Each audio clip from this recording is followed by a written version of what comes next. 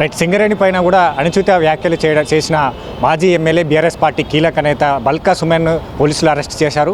ఇక మాట్లాడదాం ఇదే విషయం పైన Congress party TPCC general secretary Gajjala Kantham. Balka Suman అరెస్ట్ని ఎలా చూస్తారు?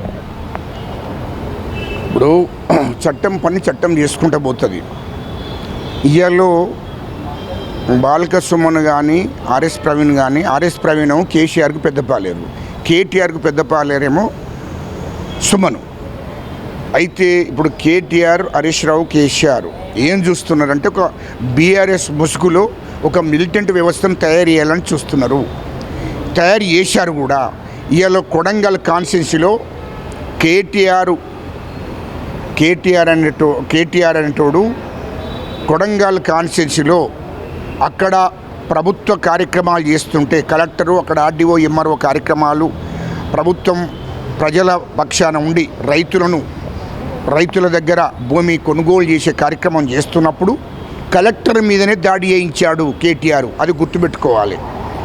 ఈయల్లో కేటీఆర్, హరీష్ రావు ఏమని పిలుపునిస్తుందంటే బీఆర్ఎస్ ముసుగులో మిలిటెంట్ వ్యవస్థను తయారు చేయాలని చూస్తున్నారు. రాష్ట్రంలో ప్రభుత్వ ఆస్తులను విధ్వంసం చేయాలి, తగలబెట్టాలి, అంటే ప్రజల సొమ్మును తగలబెట్టాలని ఆలోచన చేస్తున్నారు కేటీఆర్, హరీష్ రావు. వాళ్ళ డైరెక్షన్లోనే ఒక మాజీ ఎంపీ, మాజీ ఎమ్మెల్యే అనేటువంటి సుమను, అటు ఆర్ఎస్ ప్రవీణ్ అంటోడు మాజీ ఐపీఎస్ ఆఫీసరు, వీళ్ళందరూ కూడా మిలిటెంట్ వ్యవస్థను తయారు చేసి ప్రభుత్వ ఆస్తులను తగలబెట్టాలి, ప్రజల ఆస్తులను తగలబెట్టాలని చూస్తున్నారు. అందుకోసమే వాళ్ళు టీఆర్ఎస్ భవన్లో కార్యకర్తల ముందు, అక్కడ మాజీ ఎమ్మెల్యేలు, మాజీ మంత్రుల ముందు మాజీ ఎంపీ సుమన్ మాట్లాడాడు. అంటే కేటీఆర్ డైరెక్షన్లో, హరీష్ రావు డైరెక్షన్లో మాట్లాడాడు.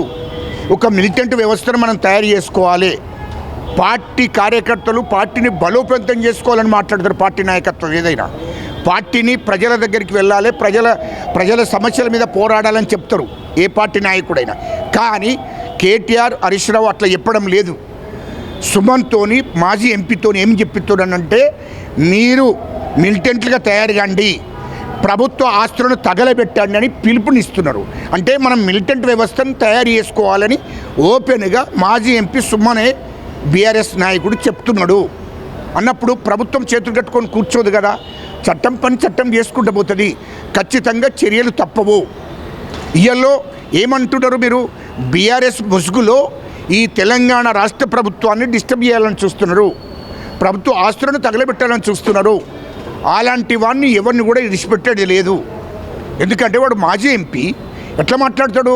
రాజ్యాంగం మీద ప్రమాణం చేసిన వాడు, వాడు మాజీ ఎమ్మెల్యే. వీడు కేటీఆర్ అంటాడు మాజీ మంత్రి, హరీష్ రావు అంటాడు మాజీ మంత్రి, రాజ్యాంగం మీద ప్రమాణాలు చేసిన వాళ్ళు. ఇవాళ బీఆర్ఎస్ ముసుగులో మిలిటెంట్ వ్యవస్థను తయారు చేయడం అంటే ఏంటి? అందుకోసమే నేను ఏం చెప్తున్నా, బీఆర్ఎస్ పార్టీని రాష్ట్రంలో నిషేధించవలసిన అవసరం ఉంది. ఎందుకంటే బీఆర్ఎస్ ముసుగులో మిలిటెంట్ వ్యవస్థను తయారు చేసి రాష్ట్ర ప్రభుత్వ ఆస్తులను తగలబెట్టాలని చూస్తున్నారు, కేంద్ర ప్రభుత్వ ఆస్తులను తగలబెట్టాలని చూస్తున్నారు. అలాంటి పార్టీని, బీఆర్ఎస్ పార్టీని ఈ రాష్ట్రంలో నిషేధించాలి. ఈ రాష్ట్రంలో పెద్ద ప్రమాదము బీఆర్ఎస్ఏ. మిలిటెంట్ వ్యవస్థతోని ప్రభుత్వ ఆస్తులను, ప్రజల ఆస్తులను తగలబెట్టి ప్రజలు భయభ్రాంతులకు గురి చేయాలని చూస్తున్నారు. కాబట్టి ఖచ్చితంగా వాళ్ళ మీద తగిన చర్య తప్పదు. అంటే కాంగ్రెస్ ప్రభుత్వం ఏర్పడినప్పటి నుంచి కూడా కక్షా సాధింపులకు చర్యలకు పాల్పడుతుంది. తను ప్రభుత్వ వైఫల్యాలపైన, పథకాల వైఫల్యాలపైన, 6 గ్యారంటీల హామీలపైన ప్రశ్నిస్తూ ఉంటే సీఎం రేవంత్ రెడ్డికి అలాగే మంత్రి వివేక్కి మింగుడు పడటం లేదు. తనపైన ఈ తప్పుడు కేసులు బనాయిస్తూ ఉన్నట్టుగా, తన ఇబ్బందులను గురి చేస్తున్నట్టు కూడా వ్యాఖ్యలు చేయడం జరిగింది సుమన్. ఇప్పుడు అది మాట్లాడే ముందు వానికి అవగాహన లేదు. సుమన్ అంటోనికి అవగాహన ఉండి మాట్లాడాలి. 6 గ్యారంటీలు మా కాంగ్రెస్ ప్రభుత్వం 6 గ్యారంటీలు ఒకటి తర్వాత ఒకటి అమలు చేస్తున్నది. మీ కేసీఆర్, కేటీఆర్, హరీష్ రావు అన్నట్టుడే ఈ రాష్ట్రంలో 8 లక్షల కోట్లు అప్పు చేసిపోయినరు. ఈ రాష్ట్రాన్ని విధ్వంసం చేసిపోయినరు 10 ఏళ్లలో. 8 లక్షల కోట్లకు అప్పు కట్టుకుంటూ ఇటు రాష్ట్ర ప్రజలకు ఇచ్చిన హామీలను ఒకటి తర్వాత ఒకటి నిలవేర్చుకుంటూ వస్తున్నాము. ఇలా మహిళలకు ఫ్రీ బస్, ఇలా ఉచిత కరెంటు 200 యూనిట్లు, సన్న బియ్యము, రేషన్ కార్డు, రైతు రుణమాఫీ, ఇట్లా ఒకటి తర్వాత ఒకటి కాంగ్రెస్ ప్రభుత్వం ఒకటి తర్వాత ఒకటి 3 ఏళ్ల లోపట ఎంత సాధ్యమైతే అంత సాధ్యం అయిన విధంగా ప్రజలకు ఇచ్చిన హామీలను నెరవేర్చుకుంటూ వస్తున్నాము. ఇంకా సమయం ఉంది. మా ముఖ్యమంత్రి గారు 24 గంటలు ప్రజల కోసం ఆలోచించుకుంటూ ప్రజల కోసమే మా ముఖ్యమంత్రి రేవంత్ రెడ్డి గారు పనిచేస్తున్నాడు.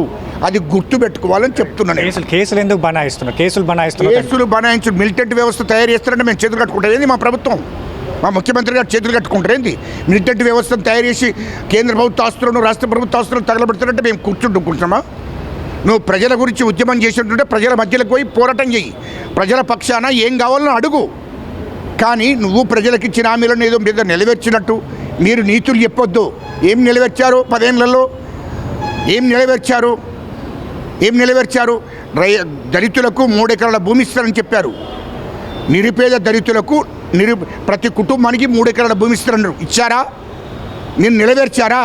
దళితుడిని ముఖ్యమంత్రి చేస్తారన్నారు. చేశారా? నిరుద్యోగ వృత్తి ఇస్తారన్నారు. ఇచ్చారా? ఇంటికో ఉద్యోగం ఇస్తారన్నారు. ఇచ్చారా? బీసీ బంద్ ఇస్తారని ఇచ్చారా? దళిత బంద్ ఇస్తారని ఇచ్చారా? మీరు అన్ని మోసాలు